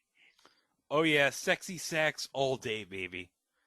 So, okay. You are bidding on a 2-pack WWE Mattel Elite Collection of Mr. T and Rowdy Roddy Piper in their boxing get-ups from WrestleMania 2.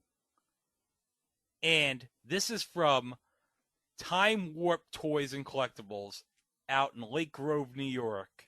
So I'm bidding on the price that the store is selling for this 2-pack. And I'm going to start the bidding with Mike. Question. Yeah. Does it say when these were made? Are these newer or These are relative? These actually are relatively new, judging by the WWE logo. Yeah, the WWE Network logo that's been used as their primary logo since 2014. But last year they actually had as San Diego Comic-Con. Well, actually, it was supposed to be a San Diego Comic-Con exclusive, but considering everything got pushed because of COVID, they actually sold this in retail. They actually sold the first ever Mr. T WWE Mattel figure. So this is a relatively recent 2-pack. Okay. With lifelike details. Okay, yes. I'm sorry. I need to like gather myself. Wait. Hold on. Is Leslie North Jones Carolina. wearing? Oh, she's wearing a Colorado State sweatshirt. I thought she was wearing a Cleveland State sweatshirt. Never mind. Okay. Oh, this is gonna be interesting.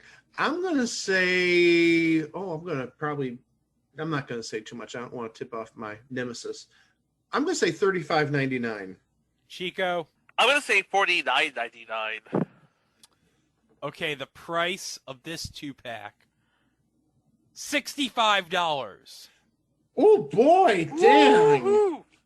Hey, exclusivity means money. Okay. It does. It does. I just didn't think it would be that much money. All right, so guys, we did non-eBay prices right. Oh no. But guess what? You're not done, are you? It's time for proper eBay prices right. What did we ever do to you? A lot. I want to talk to an adult. Let's play the music. Okay.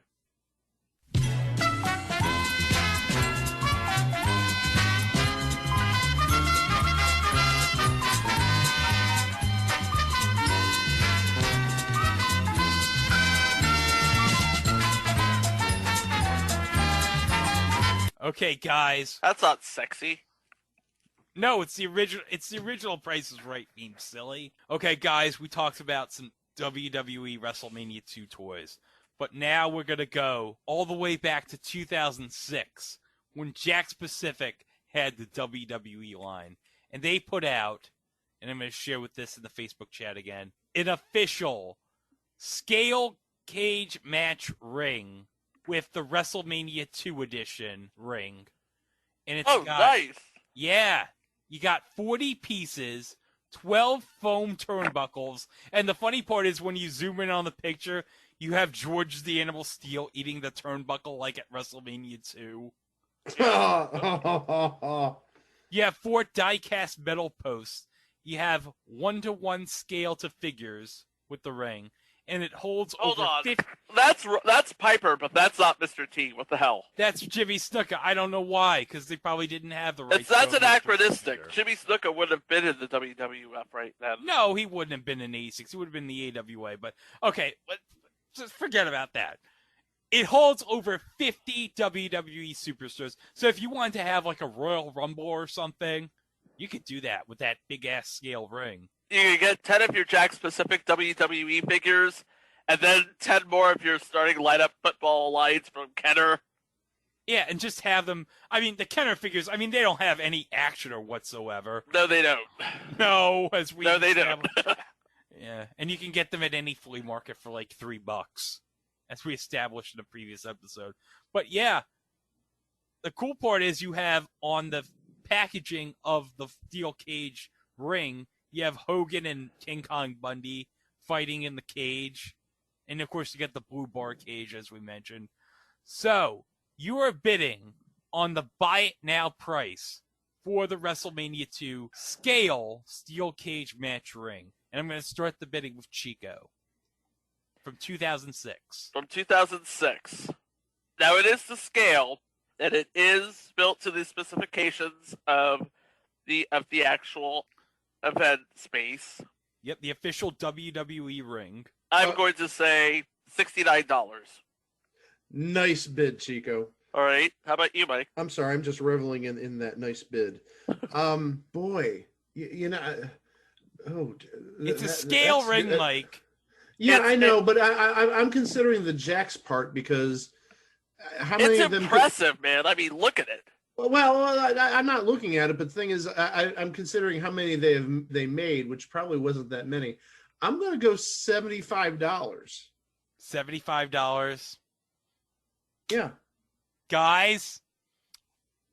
Get ready for this price. It's going to be like $175. I'm about to soil myself here. Get ready. Okay, you ready? Oh, no. No, it's not that high. No. It can't be. $499.99. Nope. I don't believe it. I don't believe it. No. I do not believe it. I do not believe it. The only human being that's going to pay that price for that ring is Matt Cardona. Man, $500 for a plastic ring? Man, that's PlayStation money! Hey, guys, I hope you're sitting down. Do you want to know how much this costs to ship? Oh no, God. That's got to be probably $100. No, you're way off. $60.10. I'm not that way off. I said 100. Oh my God. Hey, how much does this podcast make? Nothing? Okay. You can buy 0 of those rings with your podcast money.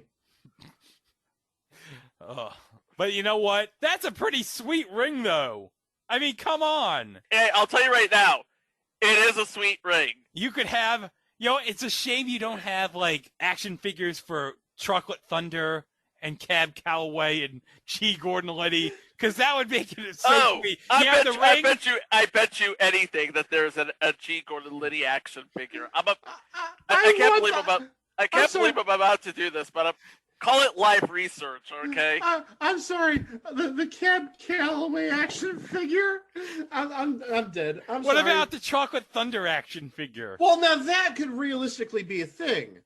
Seriously, that I could. But you know what? Understand. But how about this? What if someone made a Herb action figure? Oh, it's just a matter of time before that happens. Oh yeah, that'd be so great. You have Herb with the glasses, and he does that little dance he does after Joan Rivers introduces him. That's so great. You see, well, okay, at Chico's background, he has the picture of Herb at WrestleMania 2 doing the little shimmy dance he makes as the crowd goes nuts for him. Oh, that was terrific. Herb and Mr. Six dance off right now. Oh my God. But we could go forever about action figures about Chocolate Thunder and G. Gordon Liddy. You could Which sadly do not exist. Sorry. Sadly do not exist. Oh, if only. Not in this universe, at least. But you could always go to our website, itwasathingontv.com, where we have all the previous 147 episodes prior to this. And you also have our live shows, our mini-sodes, our director's cut episodes. Yep. And also, of course, if you are listening to this episode on the Place to Be Nation Wrestling feed, you can always listen to our episodes on the Wednesday drops, where we cover about 2 or 3 topics each week on the Place to Be Nation Pop Experience. Fun times. You'll learn something about the history of obscure television on our podcast. Indeed you will. And speaking of obscure television, let's see what we have on our calendar next week. Oh my God, I've been looking forward to this. Like I said before, Zack Snyder's Justice League.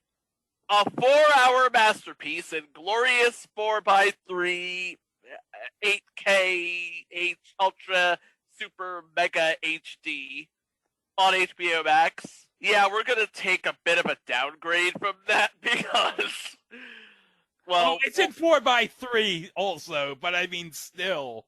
Yeah. This is just, hey, 1970s, Super Friends was the biggest show on kids' TV. Uh-huh. And so the people at NBC decided, you know what? How about we do that in a live action form? Yeah. And you know what, though? I will say, considering who's in this would get you pretty excited as a kid. Okay. And it's got us pretty excited. You know what else is exciting? What? The beginning of 2021 Pilot Month. Oh, yeah, it's been a long time coming. We had Pilot Month last year on our podcast, and it was a fun time. We decided, you know what, we're going to bring it back this year. Make it bigger and better than ever. And with 100% less Paczynski. 100%.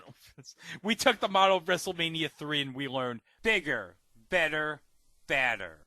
Yeah, I'm going to tell you right now, we have a bit of a preview here. We have a coming-of-age teenage show. We have an adaptation of a play.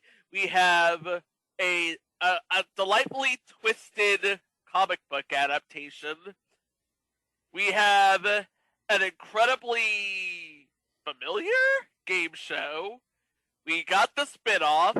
We got the gritty reboot. We got another cartoon.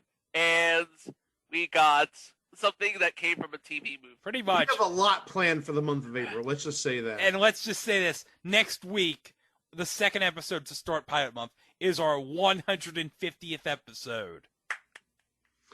And really, this is a good topic for episode 150. Yeah, because when we did Tag Team last year for episode 50, that was the perfect topic. I think we topped this with episode 150.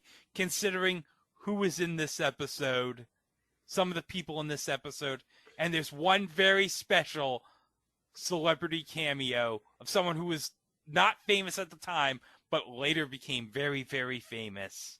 Very famous. But we're not going to spoil that. You can listen to that on our next episode of It Was a Thing on TV. Thanks for listening, and we'll see you next week. Wow! All right, this is the New York Report, and I'm Gene Okerlund. Made in New York, weekdays at high noon, hosted by Jill Rappaport and my very dear, close, personal, longtime friend, Matt Labor. Not that Jill isn't my very dear, close, personal, longtime friend. They're going to be having, Roddy Piper, come on in. Hello, good looking. They're going to be having a Joan Rivers look-alike contest. You can watch Jill and Matt. For more details on Made in New York, I bet you Matt wins. Here on Fox Television 5. 5? That's 5. Can we talk? Yes, can we talk? 5. That's always a sentimental number to me, you know, because I have had 5 successful marriages. So it just breaks me down. Can we talk? Someone give her a fish, would you? I have an idea. I have an idea for the Joan Rivers look-alike contest. If it comes from you, I would like to hear it. You'd like to hear it? How about Adrian Adonis? There you go. Except he's just a little bustier than Joan. Joan is much prettier. We'll give you that much. I think he would be great. Wait a minute. You know, it really wouldn't be a bad idea, Roddy, in my opinion, for Adrian maybe to have a tummy tuck, huh? I just think so. Could you just put about 75.5 pounds underneath there? That would be perfect. You see, in Madison Square Garden, I got myself a 6-man elimination match. Let's talk about that. Can we talk? Can we talk? 6-man elimination. Now, for those folks that don't know what that means that you've never been in trouble. That's what they don't. Elimination means that the first time one guy on any side loses, he got to go back to the dressing room. Now, what does that leave? Am I confusing you, friends? No, that leaves us with 3 on one side, 2 on the other side. If another man was to lose, he leaves. It keeps on going. You got 6 people till there's 1-on-1 or 3-on-1. It could go any kind of way. Wait a minute, Roddy. It's possible. It's conceivable. Yeah, it's conceivable you could be there, and then all of a sudden your partners are gone, and you have to go against Adonis, Race, and Savage. Alone. Not a good thought.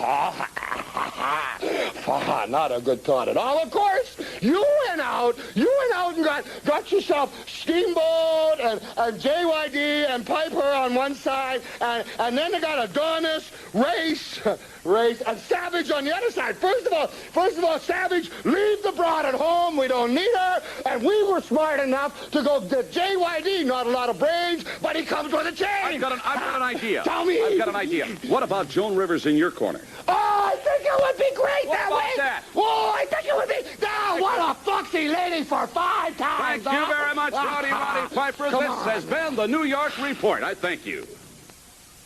Uh-oh.